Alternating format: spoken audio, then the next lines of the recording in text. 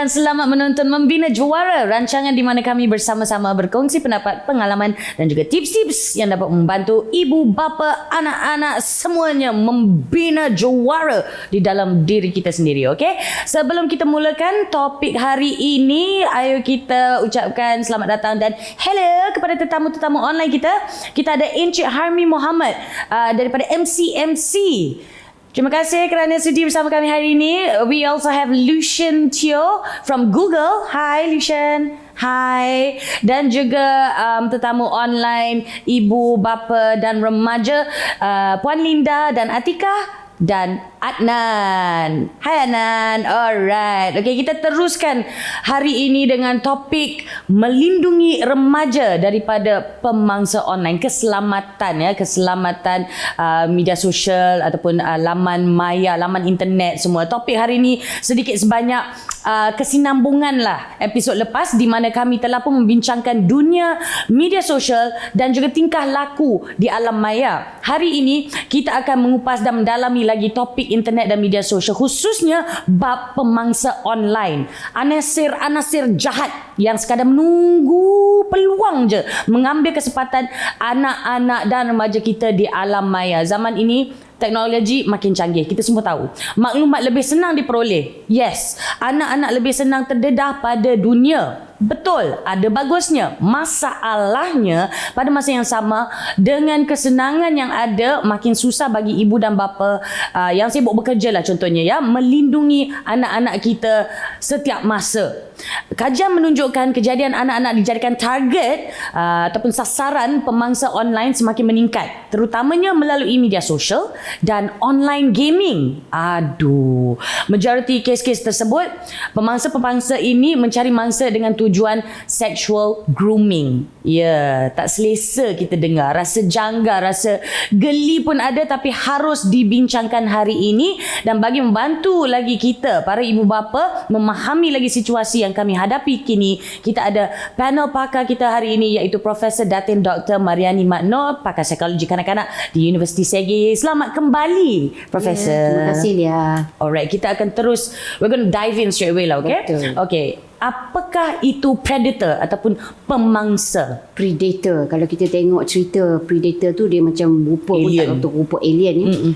Baik, pemangsa atau predator ni sebenarnya adalah kumpulan individu atau seorang individu yang cuba membina hubungan sosial. Ya. Dan cuba dapatkan juga hubungan emosi. Ya, tidak lain tidak bukan ialah supaya mereka dapatkan sesuatu dari mangsa mereka, dan daripada mangsa tidak akan ada penolakan disebabkan oleh kepercayaan yang telah diberikan oleh pemangsa predator ini tadi. Jadi kalau dengan sedemikian kita tidak tahulah nama siapa jadi yang menjadi pemangsa. Adakah dengan nama encik, doktor dan sebagainya itu pemangsa, kita tak tahu. Tetapi kita perlu tahu inilah dia siapa yang kita katakan predator atau pemangsa itu. Adakah itu antara sebab mereka sekarang ini makin ramai pemangsa yang mencari mangsanya online? Kalau dalam kajian yang telah dilakukan di negara barat, 500,000 menjadi mangsa kepada predator. Dan kebanyakannya ialah mereka yang berusia 12 hingga 15. Ini bukan saya cakap ini kajian. Ya, betul-betul. Okay. Mengapa golongan ini mudah menjadi mangsa? Kerana mereka ini adalah golongan yang memang suka melibatkan diri dengan laman media ini.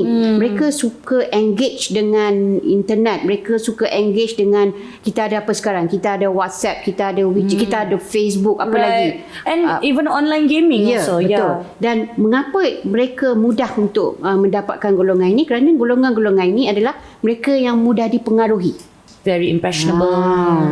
Jadi mereka ada peringkat-peringkat mereka bagaimana untuk mereka tarik mangsa ini ke dalam perangkap. Kita nak tahu dulu apa sebenarnya yang mereka cari. Pemangsa ni apa sebenarnya yang mereka cari? Bergantung kepada apa pemangsa mahukan.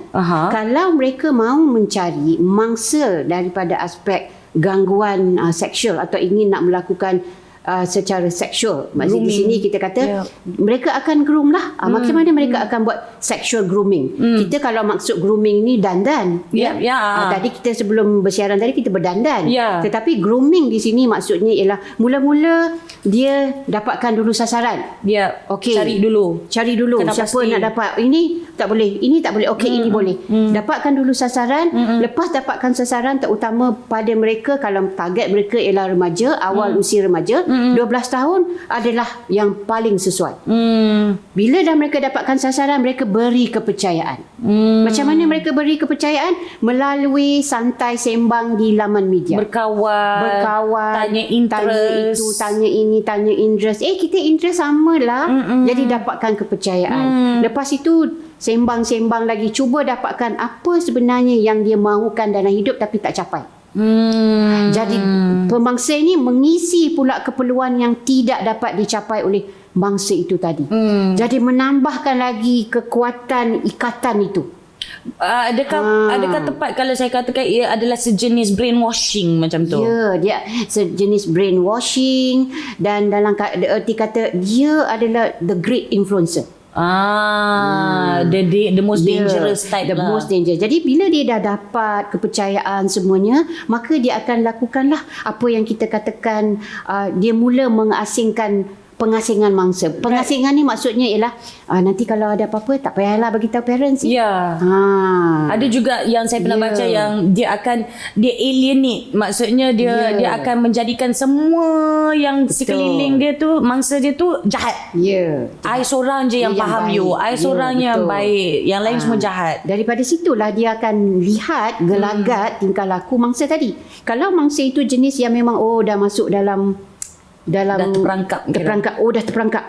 Maka dia akan mulakan penguatkuasaannya. Buat itu, buat ini. Gambar you begini cantik lah. Apa kata you buat gambar begini? Jadi kalau tidak ada pemantauan dari ibu bapa, ini yang masalahnya, anak-anak kita remaja ini terperangkap bersama dengan predator atau pemangsa yang telah berjaya mendapatkan mangsanya. Dan kalau kita dah sampai ke tahap tu, adakah dia boleh dikatakan terlalu lambat lah? Ada banyak benda yang to undo. Jadi buat masa di peringkat awal, seawal mana yang kita boleh kena pasti sama ada anak kita ni sedang di-groom ataupun diperangkap. Kita sering menggunakan perkataan mak dengan ayah memang kenal anak. Mak dengan ayah memang kenal tingkah laku. Bila dia nak bercakap, adakah jenis dia seorang yang memang cakap banyak, adakah dia jenis seorang yang tidak mempedulikan dia punya appearance. Tapi bila ada perubahan, sedap, dia berjaya mencantikkan diri dia. Pergi grooming sana, grooming sini, cantikkan pemakaian macam mana. Kalau sebelum ini dikatakan tak suka pakai baju feminin, sekarang dah nampak kefeminenannya. Jadi bila berlaku perubahan itu, tutur kata pun dah berubah. Ini yang perlu dikenal pasti oleh mak ayah. Jangan hanya melihat dia riang. Anak kita ni dah riang lah, dulu tidak macam tu. Tidak. Kita perlu sentiasa berwaspada. Terutama kalau diperhatikan anak ini di tangan sentiasa ada gadget tersebut. Kadang-kadang tersenyum seorang-seorang, kadang-kadang marah. Yes. Okey, itu lagi satu sebab ada juga ibu bapa yang macam contohnya kalau saya lah kan, saya ibu, saya risau lah dia macam lain je. Ada bapa ni pula, awak ni paranoid sangat ni. So how do you pinpoint what is concern and what is paranoid, especially kalau benda yang jadi online kita tak nampak. Dia sekarang ni bila kita dalam keibubapaan ni, kita perlu ada persefahaman. Dan maksudnya antara suami dengan isteri ni perlu memahami anak itu siapa. Dan kalau dah dimaklumkan oleh isteri yang memang sentiasa dengan anak, ayah sibuk kerja, kadang-kadang ayah sibuk, ataupun apa-apa yang silap, ataupun mungkin isteri yang selalu sibuk kerja, ayah tak sibuk. Jadi perlu dilihat orang kata arahan ataupun kelainan yang nampak ini. Jadi perlu sama-sama. Jangan dikatakan nanti orang kata menyesal tak guna.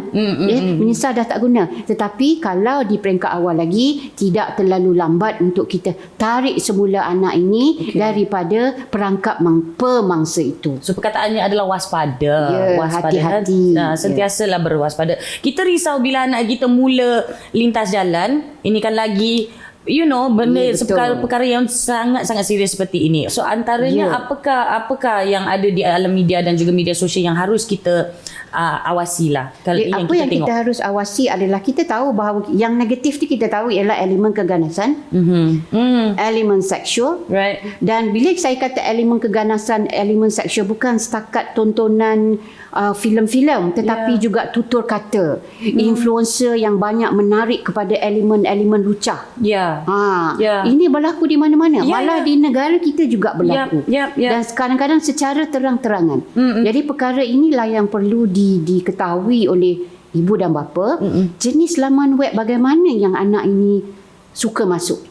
Jadi dengan kata lain, kalau boleh kita sama-sama tahu Lia sekarang ni laman web apa ni ya, mama nak tahulah. Okey. Gitu ya. So it's the same approach lah kan. Betul. Maksudnya kita sama-sama ambil tahu. Beri perhatian. Sebab kadang-kadang anak-anak ni dia nak perhatian. Dia perhatian yang tanya satu soalan pun dah cukup. Kita jangan anggap dia sekarang ni kat rumah layari internet. Tidak. Makin lama makin banyak dia layari internet, tambah lagi dalam bilik yang tak pernah keluar-keluar. Itu yang boleh membimbangkan. Dan kadang-kadang kalau kita takut tadi Lia sebut anak melintas jalan, ketakutan itu patut disamakan dengan mereka layari internet yang kita sendiri tidak tahu apa yang mereka layari. Jadi yang lucah, yang ganas, yang elemen-elemen yang boleh mempengaruhi minda mereka. Dalam keadaan sekarang ini mereka nak cari orang kata pengaruh-pengaruh. Kerana itulah kita ada influencer, kita ada predator.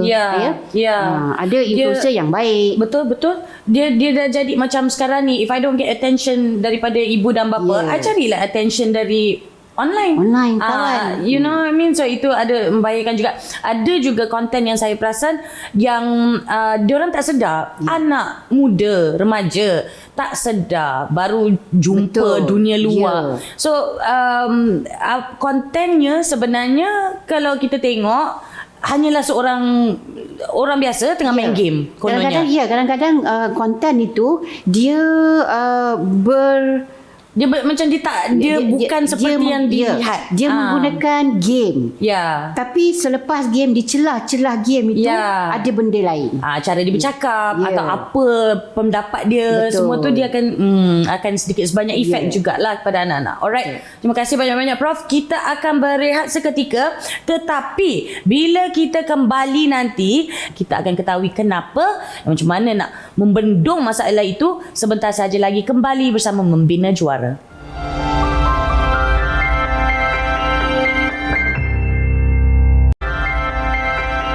Selamat kembali menonton Membina Juara. Hari ini kita bincangkan topik yang tersangat-sangat uncomfortable tetapi tersangat-sangat penting, mustahak, wajib dibincangkan, iaitu keselamatan media sosial ataupun keselamatan di alam maya.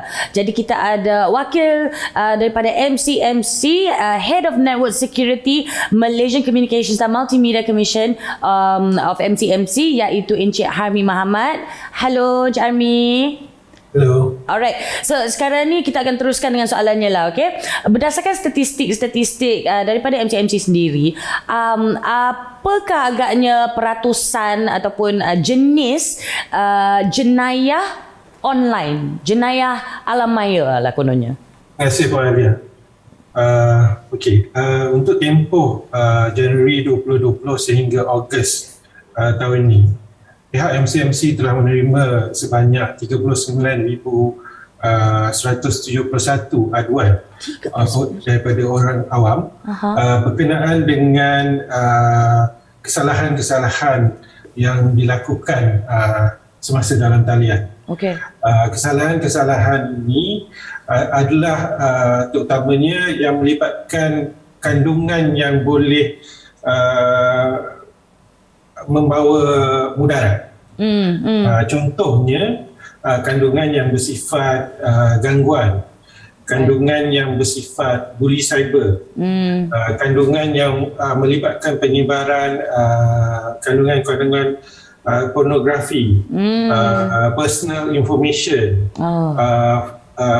kandungan false content, false news contohnya. Termasuk juga hate speech yang melibatkan isu agama, bangsa dan juga institusi diraja. Tidak kurang juga kandungan-kandungan yang melibatkan religious deviation dan extremism. Okey. So dalam kategori yang saya nyatakan tadi, kategori tertinggi adalah kategori yang melibatkan website dan ataupun akaun social media palsu. Sebanyak 43%, gangguan melibatkan 21%, penipuan 19% dan akhir sekali pengudaman sebanyak 17%. Ya.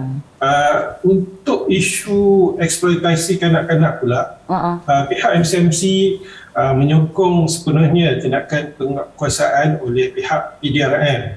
Kami bekerjasama dengan bahagian siasatan seksual wanita dan kanak-kanak pihak PDRM. Antara kerjasama yang kami lakukan adalah termasuk menyalurkan aduan-aduan yang diterima oleh pihak MCMC yang berkaitan dengan eksploitasi kanak-kanak kepada pihak polis.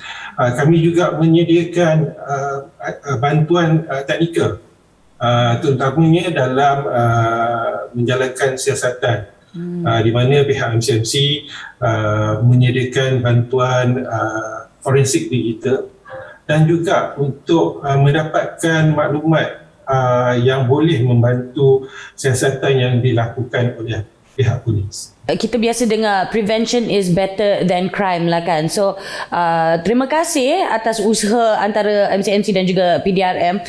Tapi sebelum kita sampai ke tahap itu, sebelum kita sampai ke tahap yang kita terpaksa nak mengadu, buat aduan yang official kan, channel apa yang biasanya berlaku di laman web tertentu ke ataupun yang biasa kita guna? Okey, pada kebiasaannya aduan yang diterima adalah melibatkan perkhidmatan messaging. Contohnya WhatsApp.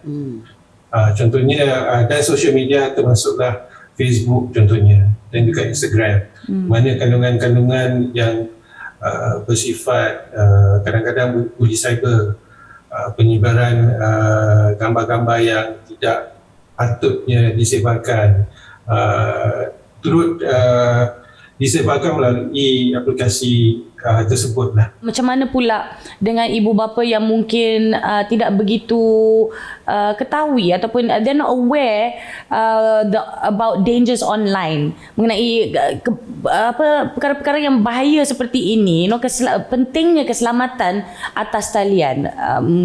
Kalau ikutkan MCMC, ada tak data yang menunjukkan tahap awareness ibu bapa di Malaysia ni? Ya, Pak Alia, pihak MCMC ada menjalankan kajian penggunaan internet pada tahun lepas, tahun 2020. Berdasarkan kajian tersebut, mungkin saya boleh kongsikan sedikit data lah hubung apa yang kita dapatkan daripada kajian tersebut. Okey, sebanyak 50% ibu bapa dan penjaga berbincang dengan anak-anak mereka mengenai keselamatan semasa dalam talian, berbanding 71.1% pada 2018. Maknanya ada penurunan lah dari segi perbincangan di antara ibu bapa dan kanak-kanak. Second statistik adalah sebanyak 47.7% ibu bapa dan penjaga memeriksa aktiviti media sosial dan juga internet browsing oleh anak-anak mereka berbanding dengan 57.5% pada tahun 2018. So again ada penurunan di situ. Yang ketiga, sebanyak 53.3% ibu bapa dan penjaga ada kesedaran mengenai aplikasi kawalan ibu bapa. Okay. Berbanding dengan 62.4% pada 2018. Okay. Dan daripada jumlah tersebut hanya 34.4% daripada ibu bapa ataupun penjaga tersebut yang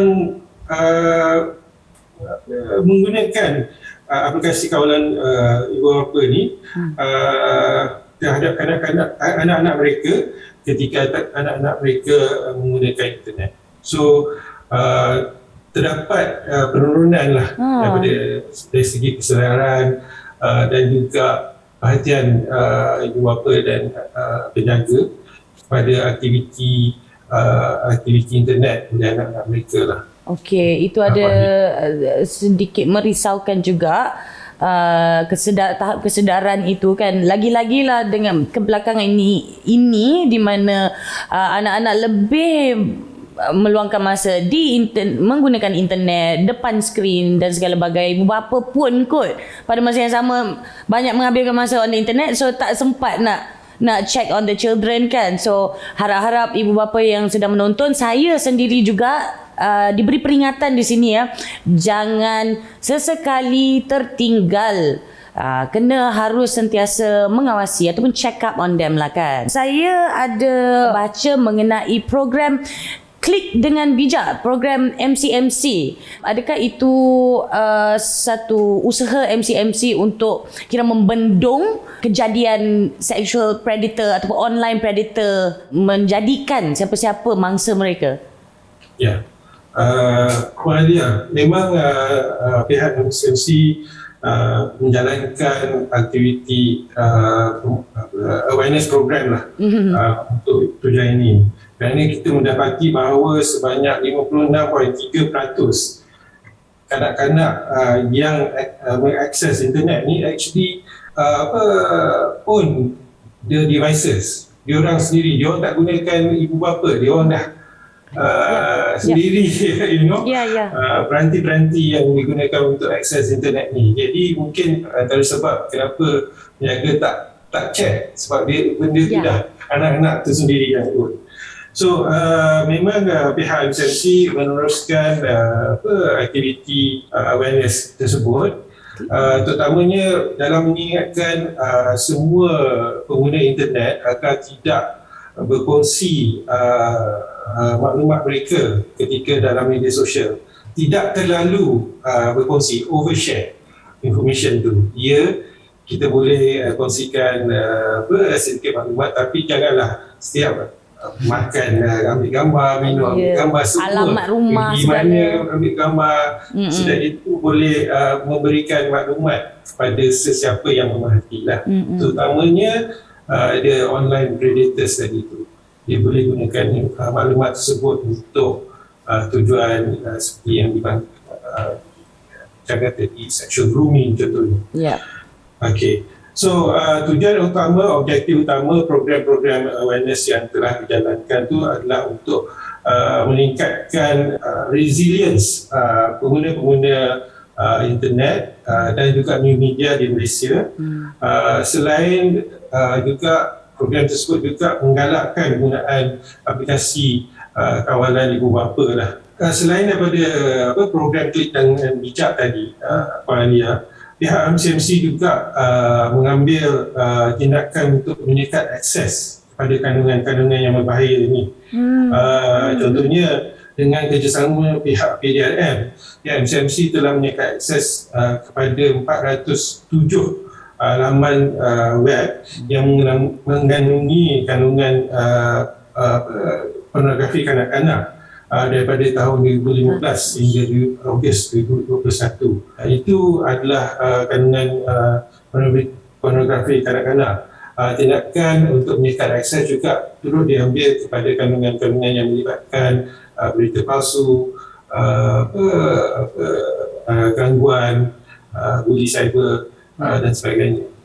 Selain daripada itu, pihak SMC juga bekerjasama dengan social media platform providers juga, termasuklah Facebook, pihak Google, dalam memastikan platform-platform mereka selamat untuk digunakan oleh pengguna-pengguna di Malaysia lah. Kira dah membantu sedikit sebanyak juga untuk menapis lah. Okay. Alright. Very quickly, kita akan berehat seketika. Tapi very quickly sebelum kita berehat, andai kata kita mendapati anak kita antara mangsa predator-predator atas talian ni, pemangsa atas talian ini, di mana dan ke mana harus kita mencari ataupun mengadu? PDRM, MCMC, is there a fast hotline that we can get to? Saya nak sarankan kepada orang awam untuk membuat laporan kepada pihak polis lah. Okay. Supaya tindakan dapat diambil dengan cepat. Orang awam juga boleh menyalurkan aduan tersebut pada pihak persepsi, tapi yang kita akan lakukan seperti mana yang saya maklumkan tadi, kami akan menyalurkan balik kepada pihak PDRM. Jadi lebih cepat untuk diadukan kepada pihak PDRM. Baik, okey. Terima kasih banyak-banyak Encik Army, sangat-sangat membantu dan membuka mata data yang telah pun dikongsikan, statistik yang telah pun dikongsikan. Kita akan berehat seketika, kembali nanti kita akan bersama dengan wakil daripada Google untuk mengetahui macam mana kita boleh bantu anak-anak kita, lindungi anak kita sewaktu mereka di atas talian. Jadi jangan ke mana-mana, kembali bersama Membina Juara.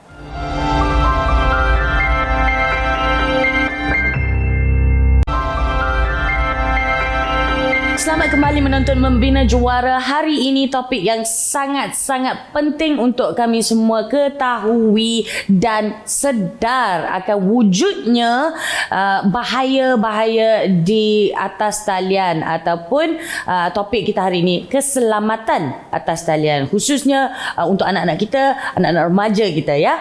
Okey, kita akan terus bersama dengan Encik Lucien Teo, Trust and Safety Lead at Google ya, wakil kita dari Google. Hi Lucien, thank you for being with us today. Okay, my first question is, from your insights into online safety, what are the main online tools, the channels or methods that predators use to approach children online or gain their trust? So we've run many workshops with families, right? And some of whom have experienced grooming. And the one thing we realize is that for a predator to target a child, there needs to be some extended form of interaction. Right, so we're normally looking at like online chat rooms, social media, sometimes online games where they play where there's a chat function. So these are places where online groomers are most likely to kind of build that relationship with their prey, with the victim. Seeing as you can pinpoint it somewhat to a certain extent, what is Google doing to help curb these predators from actually achieving their goal, which is finding and grooming victims online? Well, I mean, we're taking a few approaches here, one of which is we build products that are safe. So for example, YouTube has a comments function, right? So there is some interaction there. So what we did is a few years ago, we launched YouTube Kids. So it's a child-friendly version of the YouTube app, which the children don't have the chat function, they don't have the live chat, they don't have the comments, and then parents also have the tools like how long you want your child to be able to watch videos, which videos you allow them to watch. You can even choose like if you only want them to have 10 videos, these are the 10 videos you can watch, and that's it. So the tool allows the parent to have a lot more control, and that's how we're building in the product. On the education side, right, like I said, we've run many workshops for parents, for families. We've also spoken to teachers. We work with ministries of education around the world to roll in online safety education as part of something every young person, actually even older people, need to learn. Right? So just now I remember Encik Harmi talked about oversharing. This is one thing which we really want to get our children to learn. Don't share information about yourself online, because that's where it starts. When you tell people I'm this age or I'm this gender, that's where people start to target you.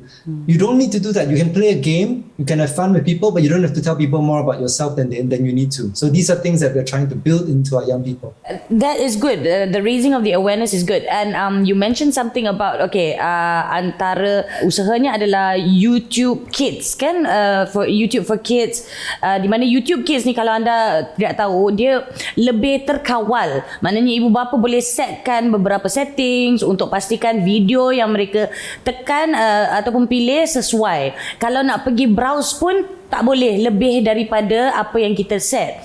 But Lucian, okay, this is for children, right? Children would be great, but we're talking about teens here, and they are, I don't know whether it's just Malaysian teens, but you know, they're very smart and they're very clever and they know how to get out of it. My 6-year-old boy knows how to get out of it. Do you know what I mean? They're really quick. So how do we, aside from the awareness, how do we ensure that they don't, you know, like get out of it?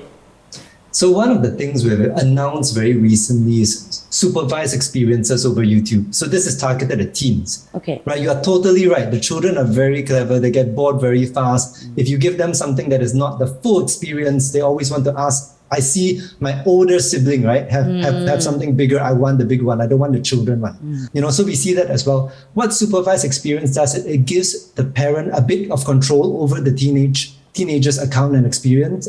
You know, how they experience things online. You do things like you can have access to the history of the things that they watch and things that they surf. You know, they can download Family Link, where you can also have a control over the devices of the child.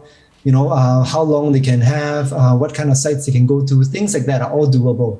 Right, but the main thing we stress is always the relationship between parent and child. I think some of our guests will go into this later. Yeah. No, the relationship is the most important part, because when you put the tools without the relationship, you always have this conflict. Yeah. And then the child will always find ways to run away from the parent. Yep. And I think even when we were young, right, all of us when we were young, we always win. The children will always win, because our minds are always thinking of how to break the rules.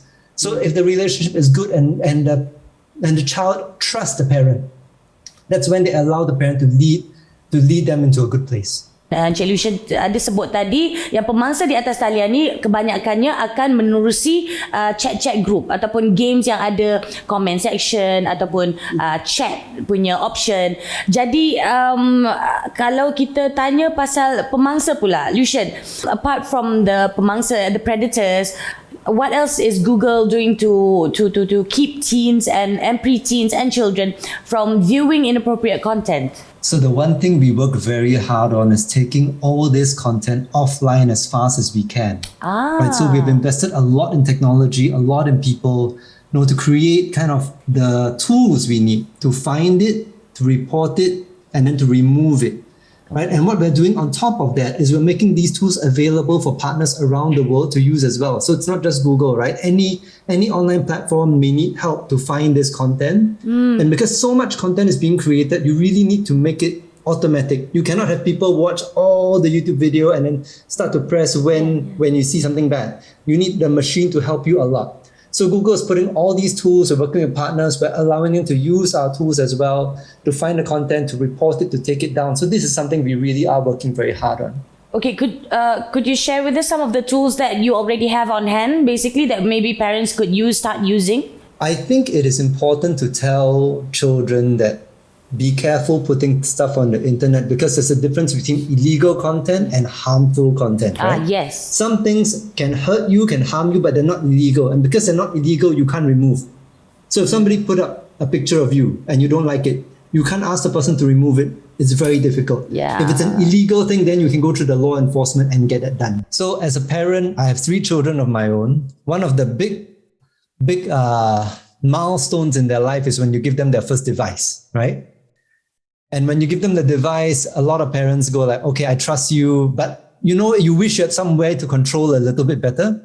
So if you download Family Link for Android phones, the parent will download Family Link on their phone and Family Link on the child's phone. And then when you install it, you agree on what are the rules, right? How much time they can have, which kind of sites they can go, you know, what kind of apps they can use, what kind of apps they cannot use. Are they able to download their own apps? All these are the rules you start for your family. And when the child agrees, you install both the app, and then that's when the controls come in. So Family Link, if you go to families.google as a website, you can find all the things there, as well as our principles and what we believe in. Family Link is a great place to start. On top of that, we also have things like Be Internet Awesome, which is a game that kids play to learn about cyberbullying, to learn about sharing things online. There are many, many different aspects of online safety that we want to start teaching them from a very young age and then going up into their teenhood.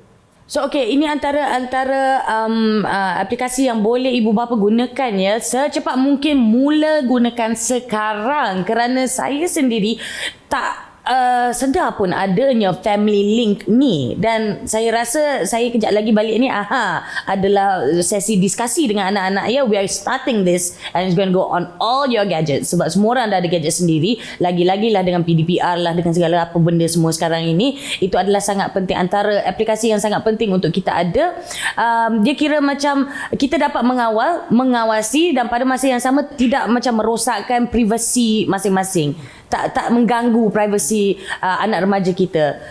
It's like done based on consent and understanding and discussion. I love that thought went into that lah. Okay, alright, sekarang ni nak tanya, how else is Google educating kids and parents about staying safe online? As macam saya cakapkan tadi, saya sendiri tak sedar lagi mengenai aplikasi-aplikasi ini. How else is Google educating parents like me who are usually in a bit of a shadowy area?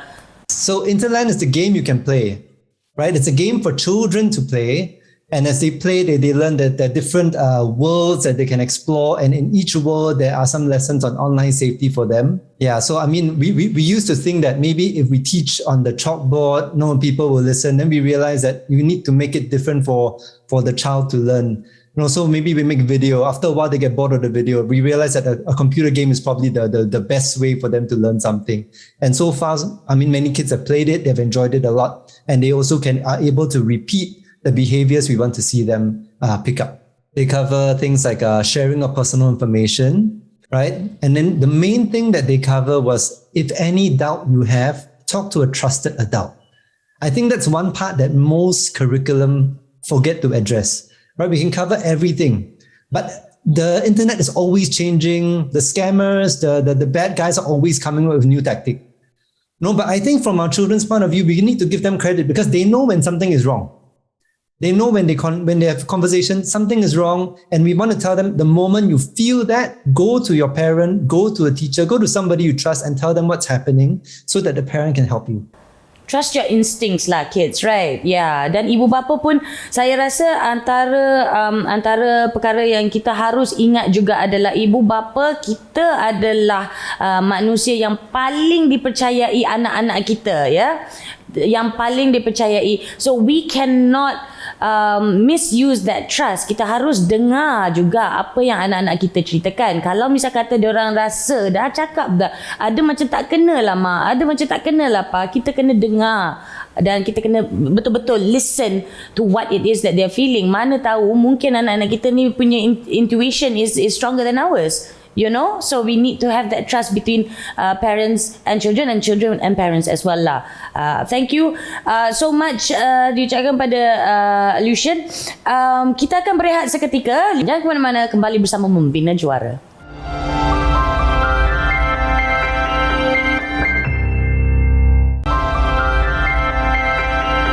Selamat kembali menonton Membina Juara. Hari ini topik kita mengenai keselamatan di alam maya dan juga media sosial. Panel pakar kita hari ini ada 3 orang. Kita ada Profesor Mariani kita juga ada wakil daripada Google iaitu Encik Lucian, dan juga wakil daripada MC Encik Harmi yang masih lagi di atas talian. Okay? Sekarang kita akan ambil soalan daripada tetamu online kita. Kita mulakan dengan Linda dan juga Atikah. Puan Linda dan juga Atikah, silakan dengan soalan anda.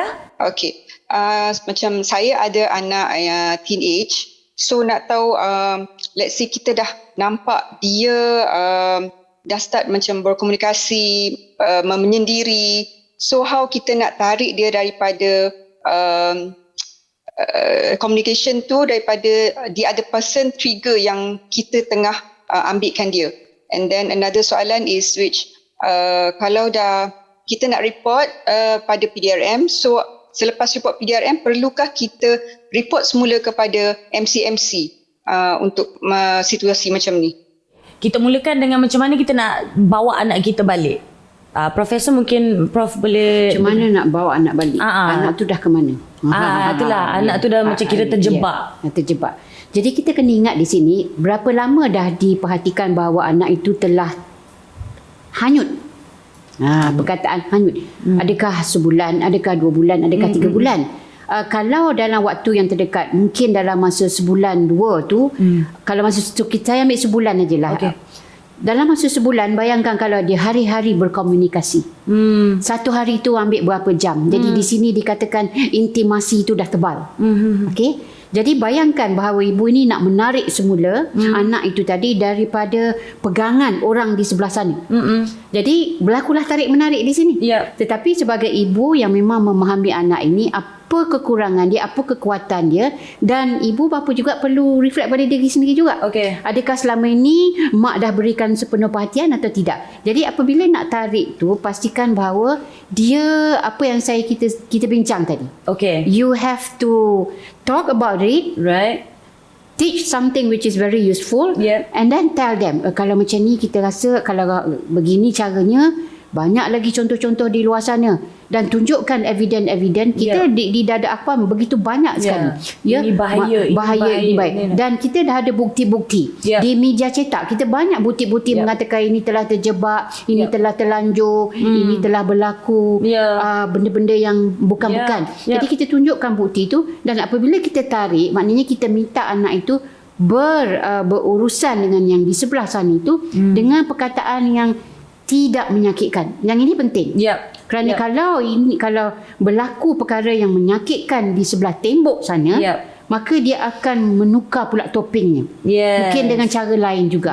Jadi perkara ini sangat penting sebab ini melibatkan emosi manusia.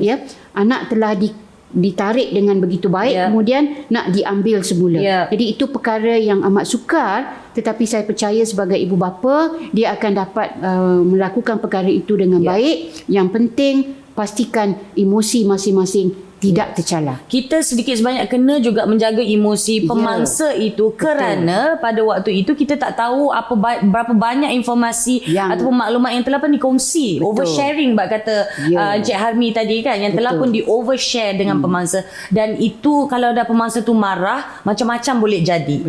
So we're going to minimize that dengan cara yang lembut lah, katakan. Cara dia lembut juga, kena juga berlembut dengan pemangsa juga. Very quickly Encik Harmi, nak jawab soalan Puan Linda tadi, selepas buat laporan kepada PDRM, adakah kita akan harus teruskan buat laporan dengan MC juga ataupun tidak perlu? Sebenarnya tak perlu untuk buat laporan pada pihak MC. Tapi semasa membuat laporan pada pihak polis, seelok-eloknya kumpulkan seberapa banyak maklumat mengenai pemangsa tersebut. Contohnya kalau ada nombor telefon, kalau ada akaun media sosial yang tertentu, termasuk juga bentuk-bentuk komunikasi itu sendiri. The content of the communication, so that bila laporan ini dibuat kepada pihak polis mempunyai banyak bukti ataupun leads untuk mendapatkan suspek dalam kes tersebut lah. Okay, terima kasih Encik Harmi. Jadi dia berbalik juga kepada cara itulah, kita masih lagi kena juga macam kira berbaik dengan pemangsa tersebut hanya untuk dapatkan bukti yang diperlukan.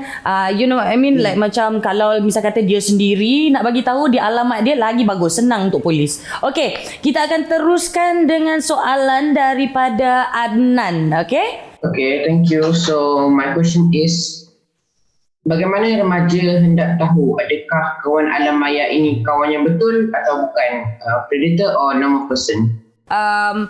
Sebenarnya soalan ini boleh kita tanya kepada Encik Lucian actually.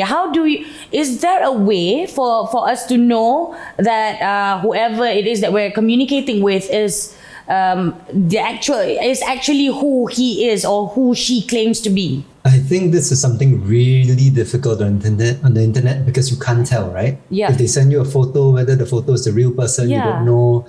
If they type and they tell you, oh, I'm so old and I'm 20 years old or I'm 16 years old, you can't tell also. Yeah. So I think this is one thing that's very difficult. So I mean, I would encourage young people, if you want to just play games, but then the personal relationship, maybe stick to the people that are around you that you know, and then build those relationships over time. I see. Okay, thank you Lucian. Jadi kalau yalah betul juga kata Lucian, sebenarnya kita tak tahu, kita tak akan boleh tahu sebenarnya satu sama ada niat dia, lagi satu adalah sama ada dia bohong ke, dia berterus terang ke tidak. Jadi seperti Lucian nasihatkan tadi, kawan-kawan yang rapat yang boleh kita kongsi sedikit sebanyak mengenai latar belakang kita, personal info kita, maintainlah kawan-kawan yang kita kenal di alam yang dunia yang betul ini, dunia yang nyata ini. Di alam maya nak main game, mainlah. Tak payahlah nak kongsi emosi segala bagai sangat kan. Alright. Kalau Prof pula, what's your take on Adnan punya soalan? Kalau kita tengok tadi Adnan bertanya tentang macam mana nak tahu kawan alam maya itu kawan yang betul ataupun kawan yang bukan. Baik, kita tengok di sini siapa yang memulakan perbualan itu. Siapa yang menjemput dulu? Right. Adakah kita ni orang kita handpick ataupun okey, I suka you nak berkenalan dah. Yang ini dah jadi satu indikator. Okay. Dah jadi satu orang kata cara macam mana kita nak kenal pasti. Dan kalau anak itu dah rasa ada deria mengatakan oh ini benda ni yang tak betul, cepat-cepat maklumkan kepada ibu atau bapa. Dan di sinilah ibu bapa main peranan penting. Dan kalau katakan anak ini nak teruskan juga bualan itu untuk dia pun sama-sama nak jadi kata pegawai penyiasatan ke apa, nak masuk dalam manalah tahu kan mereka banyak tonton CSI bagai-bagai kan. Jadi dia boleh buat begitu juga, tetapi jangan terus terperangkap. Baik. Apa yang penting ialah sama ada dia kawan ataupun dia lawan, tapi yang penting ialah siapa yang mulakan dulu. Tapi kalau kita yang cari, itu agak sukar juga. Itu yang saya setuju dengan apa Cik Lucian kata tadi, bukan begitu mudah. Tapi indikatornya ialah kalau kita dijemput oleh orang lain untuk berkenalan, dan itu agak membahayakan. Kerana dalam alam maya ini macam mana orang tu boleh kenal Macam mana boleh orang tu kenal kakak dia macam ni lah. Saya sekeluarga dengan anak-anak saya, dengan suami saya suka main game Among Us. Among Us is very open all over the world. So we play it together. Dan kita nampak bahawa anak saya yang berusia 6 tahun ni sangat friendly. Semua pun dia nak buat kawan. Dia hi kan. Hi black colour, hi orange colour, hi green colour. Tapi itu dalam sekumpulan.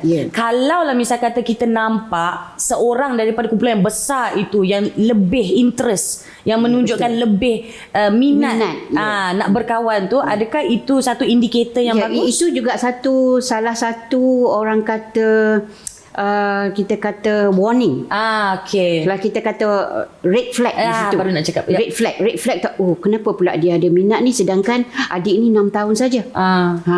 Lainlah kalau dikatakan bahawa anak kita ini memang dah ramai-ramai dah suka-suka, tetapi pastikan bahawa kalau kita kata persahabatan itu berpanjangan, tidak ada putusnya dan sebagainya, keep on going relationship tu, itu juga perlu dipantau sebagai satu warning bahawa kita bimbang tentang ini mungkin akan datang menjadi predator. Sebab kita kena ingat predator ni dia ada sasaran-sasaran dia. Dan dia akan mengambil masa tu. Dia akan put in that work. Dia akan ambil masa untuk berkenalan. Okay, I'm just going to recap sedikit sebanyak lah. Okay, kalau dari pihak Google ada sahaja aplikasi-aplikasi yang boleh anda gunakan untuk sedikit sebanyak meningkatkan tahap keselamatan dan juga kepercayaan antara anak-anak remaja dan ibu bapa, seperti Family Link, dan juga Interland bagi anak-anak yang lebih muda, dan juga daripada pihak Encik Harmi, MC juga, jangan lupa kalau misal kata anda rasa anda sendiri ataupun sesiapa sahaja di bawah jagaan anda ataupun rakan-rakan terbaik anda sedang mengalami masalah di atas talian, gangguan sexual grooming, harassment ataupun cyberbullying, buat laporan kepada pihak PDRM. Okey, mereka ada kerjasama dan usaha untuk membantras segala jenayah atas talian ini yang sedia ada. Jadi buat laporan. Okay, ini bukan benda yang remeh, ini bukan benda yang it's just I'm not work tak. No, it is a serious thing. It is a very serious thing dan dia sangat membahayakan. Okay, alright. So terima kasih diucapkan sekali lagi pada Cik Lucian dan juga Encik Harmi dan juga tetamu online kita yang lain, Adnan, Puan Linda dan juga Atika. Okay, saya rasa teramat bagus hari ini, banyak sangat yang telah kita pelajari. Alhamdulillah, dan harap-harap ia sangat-sangat membantu pada anda semua di luar sana, anak-anak, remaja, baik pun ibu dan bapa. Okey, dalam Membina Juara. Kita jumpa di episod hadapan. Kalau ada apa-apa yang anda ingin kongsikan, jangan lupa untuk follow, like dan share laman media sosial kami. Assalamualaikum. Saya Sharifah Alea. Bye.